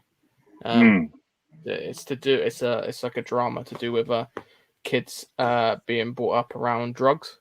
So it's trying to impact some things with it. So I might see if I can. Well, what you got to keep in mind for movies as well, like the production is very high. First of all, it's incredibly high. Then it just takes longer. It's there are a lot of people involved. Yeah. Like, and it's more of a gamble than any other kind of Kickstarter or crowdfunding campaign in general. Yeah. Because it's that big.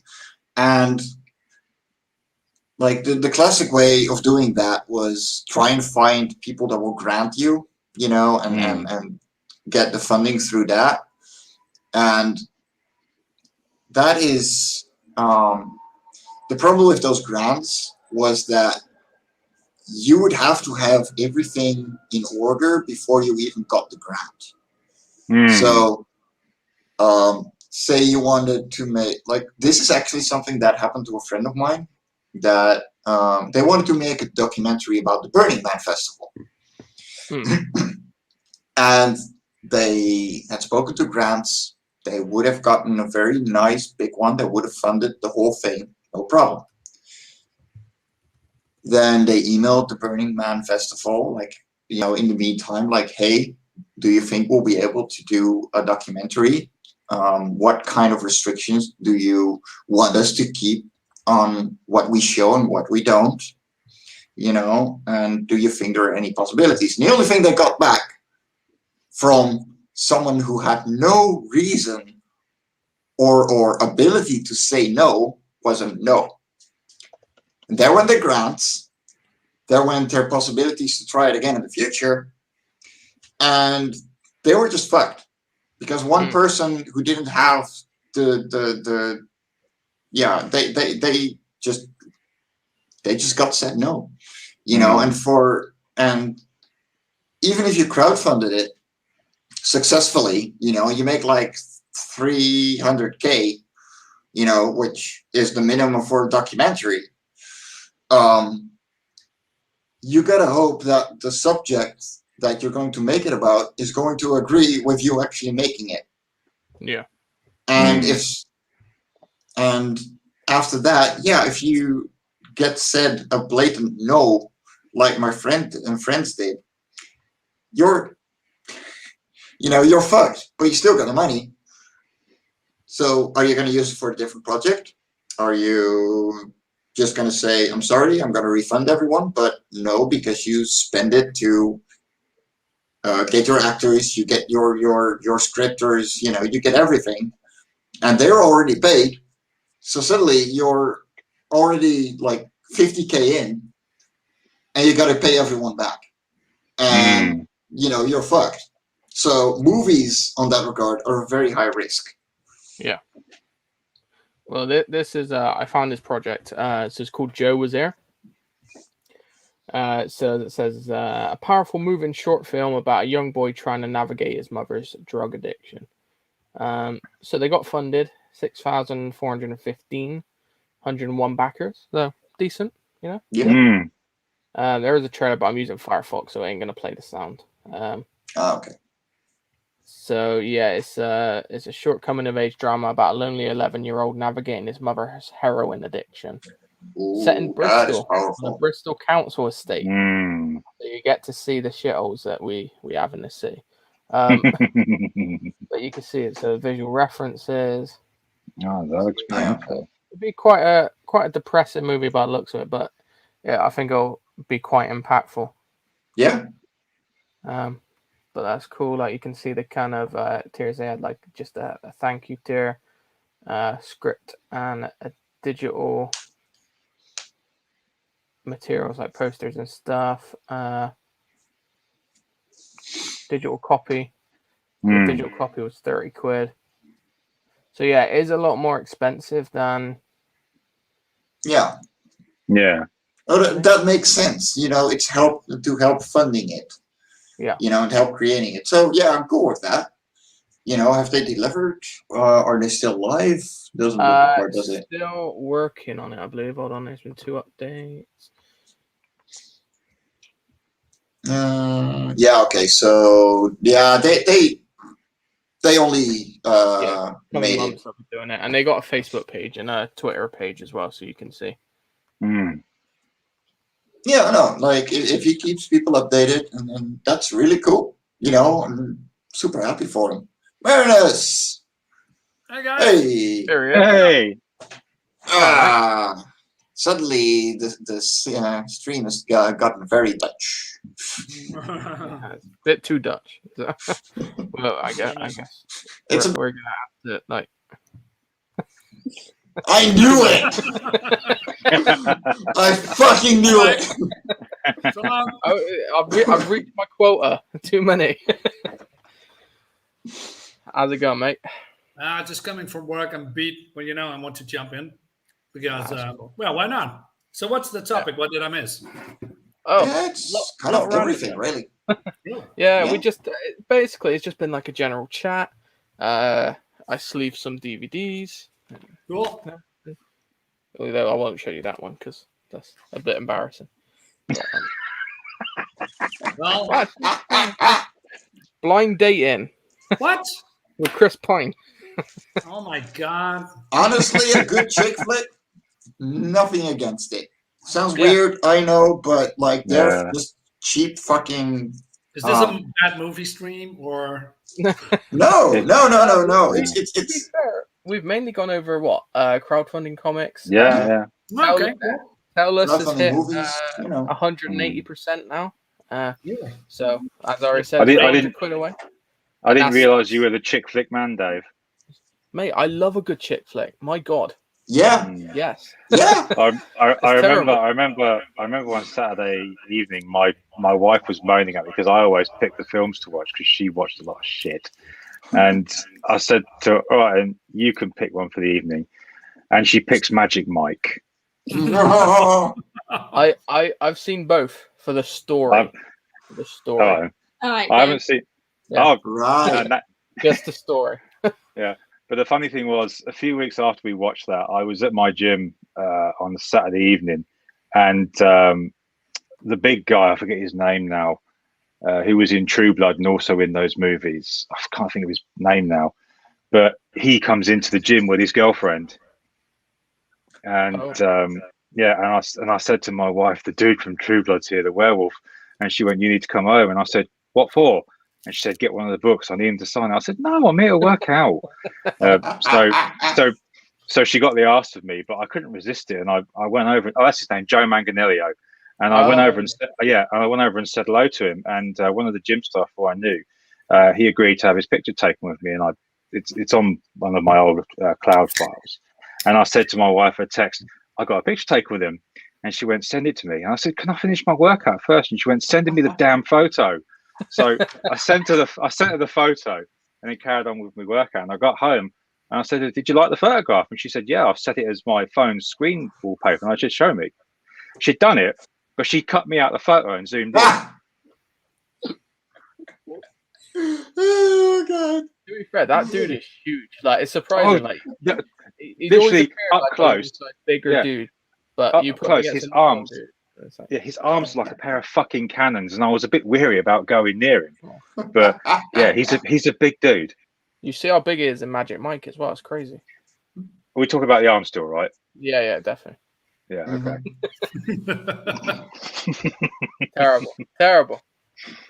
Yeah, no, I like I'm a sucker for the sappy, simple, somewhat funny Adam Sandler movies. No, I love Adam Sandler.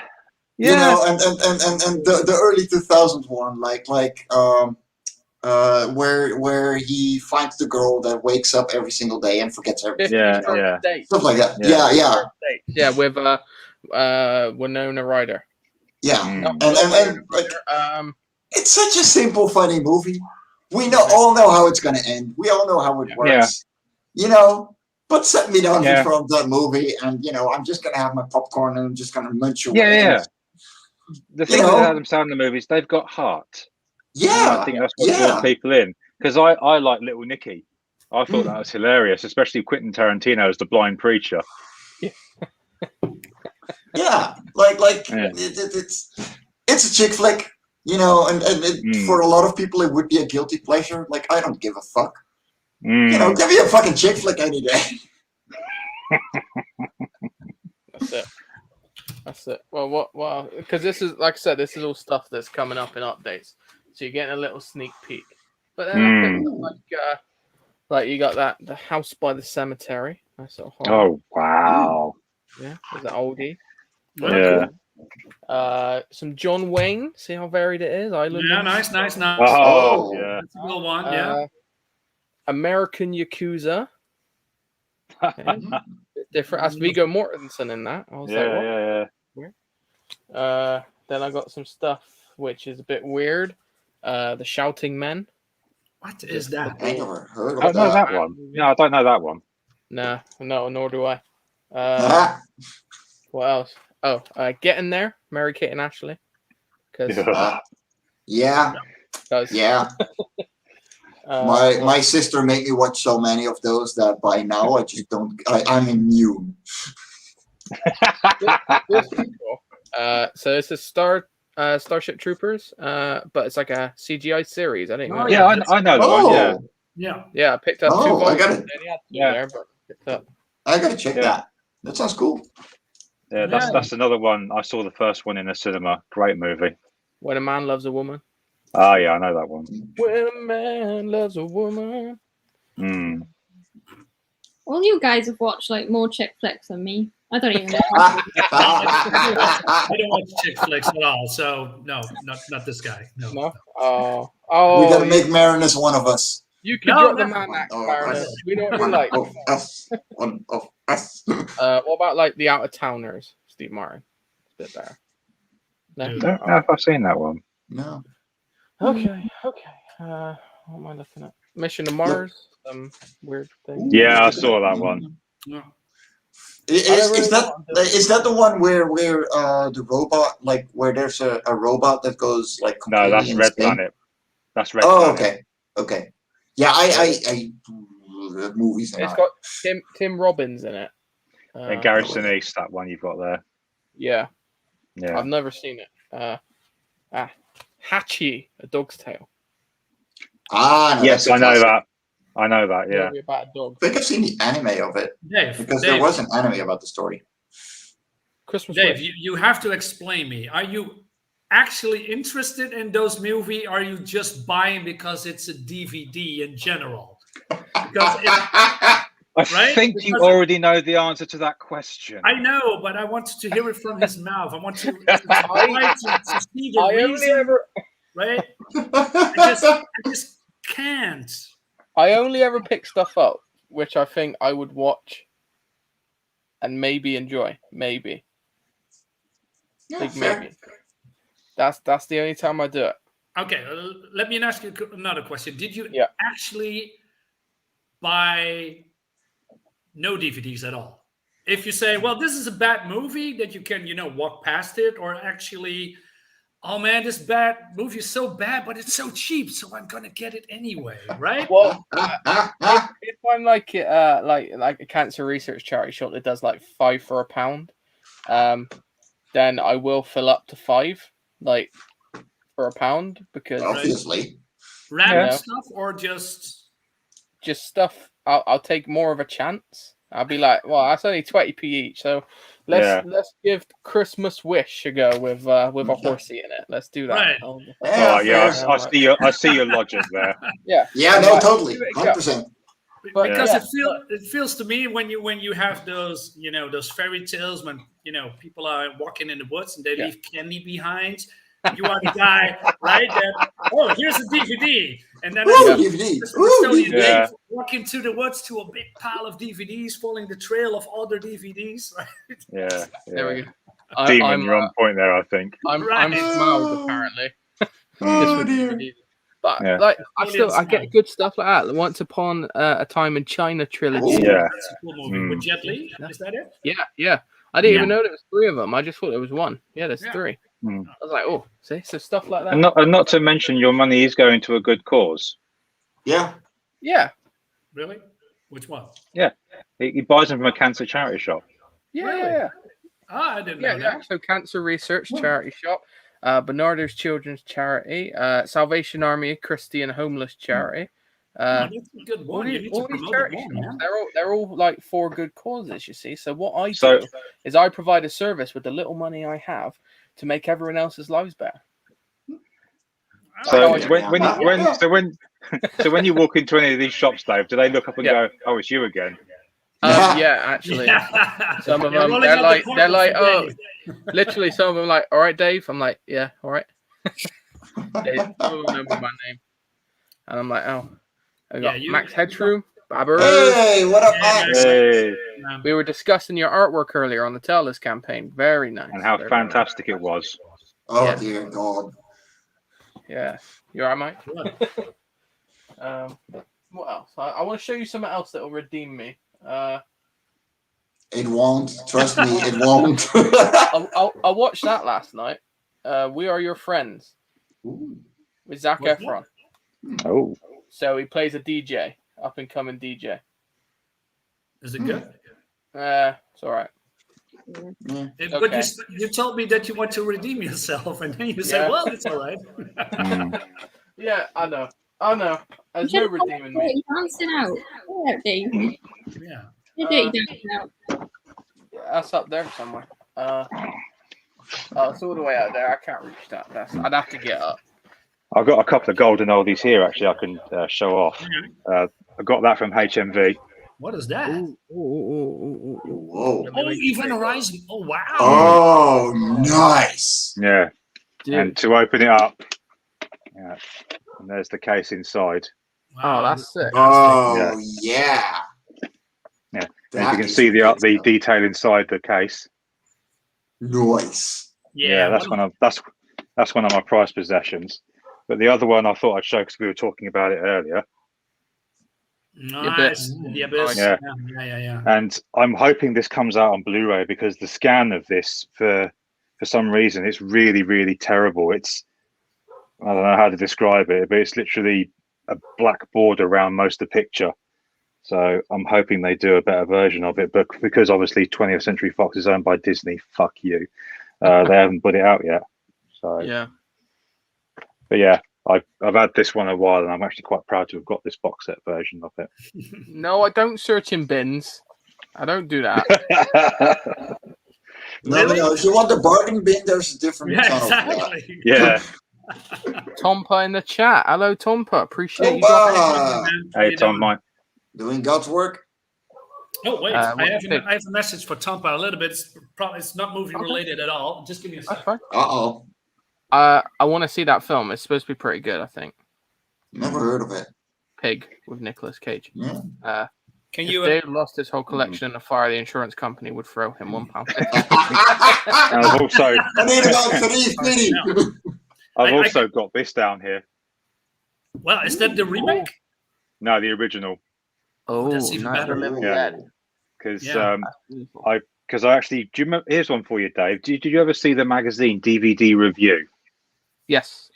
Yeah, I wrote to them a long time ago asking which was the best version to get of this, because it was either this one or another one, and they recommended this one because it was Region 0 and it had better extras, and because they featured my letter, I won a prize. So that's why I've always kept on. Nice. Quality. Yeah, and not to mention they THX here, and it's a brilliant picture. Yeah. Okay, if I can interrupt, a little bit. This is for Tompa in the chat. Tompa, I got this. Did you get this as well?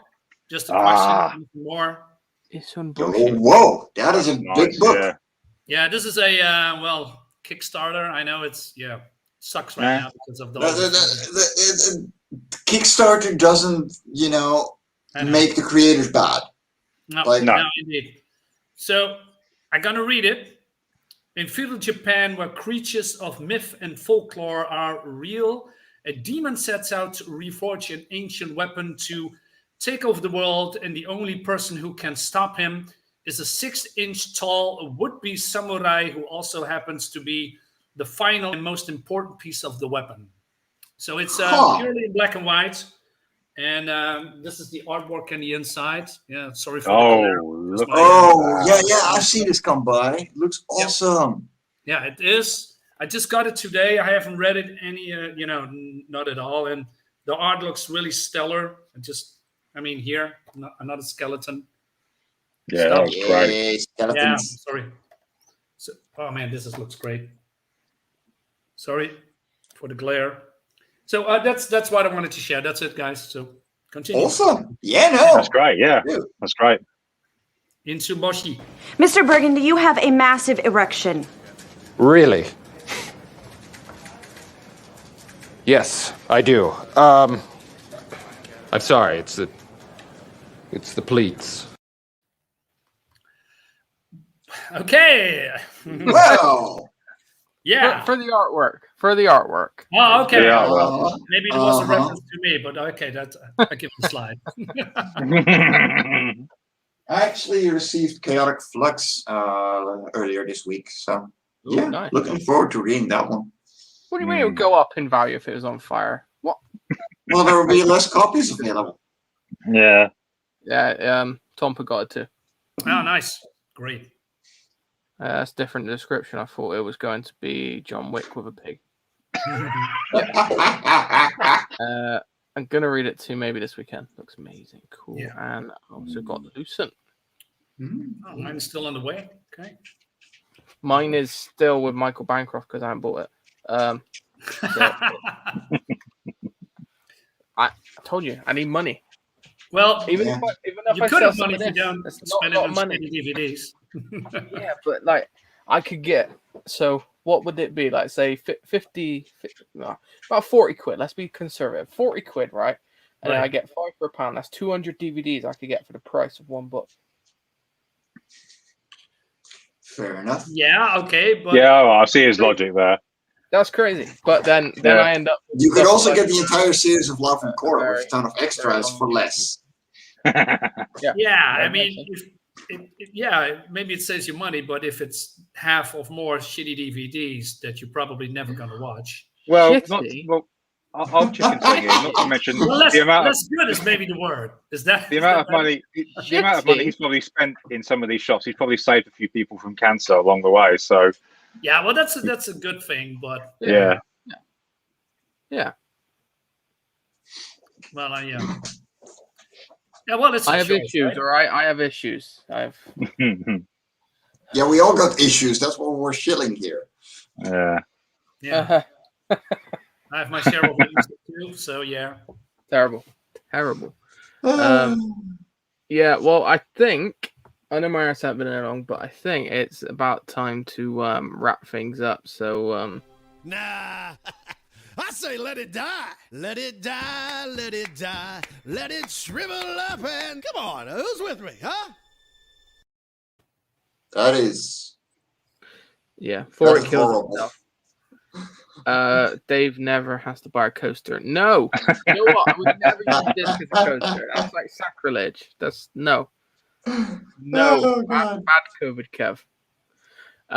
Yeah, I think we're gonna wrap things up there because I'm getting tired now and I want to go have a little rest because I've been doing fuck all day. Yeah, so it was just a bit of a random stream, really. Hope you guys enjoyed the time here. Yeah, this was fun. And Yeah. I'm going to do more of these in the future. Just general, anyone can jump on, provided I know you and I like you. So I don't know why you're here. I'm going to let you guys decide who I'm talking about. And we all know it's me. No, I love you, Mike. No, Marinus is my co-host. I like you as well, and I like. Sorry, I've always wanted to do that thing where I go like this. Below me. I don't know. Maybe someone who called my my stuff shit. So I rephrased that to less good. I mean, I'm sorry. I'm joking. I buy a lot of shit, and I do have a lot of shit. It's true. I'm just kidding, man. No, I know, but I'm not. No, but yeah. So thanks for joining us, everyone, and yeah, I will stay awesome, lovelies. Before I forget, so I'm on 292 subscribers, providing I haven't lost any with this stream. Sorry. When I hit 300 subscribers, I am going to be starting to do giveaways of media on my channel. So every 50 subscribers from 300, there'll be a new giveaway. I'm gonna have a big pool of prizes that you get picked from, and there'll be more information on a video that I do that comes out with that. Lots of cool stuff. So how many subscribers do you have now? 292 still. Yeah. Really? You're doing good, man. Yeah. So I'm getting there, and I'm open. Give away a few things. Basically, I end up picking up a lot of doubles of things. So by accident. So I'm like making a big pile, and I'm like, all right, cool, giveaway shit. Some cool stuff. There's some DVDs, some Blu-rays, and I'll let people know how they can enter in the future. So stay tuned, guys. But yeah, anyone want any last words or anything before we go? Yeah, buy indie comics, especially ours. There we go. Yeah. Anyone else? No. Thanks for having me. This is great. I know. I am. All right. Cheers, guys. See you later. Everyone wait.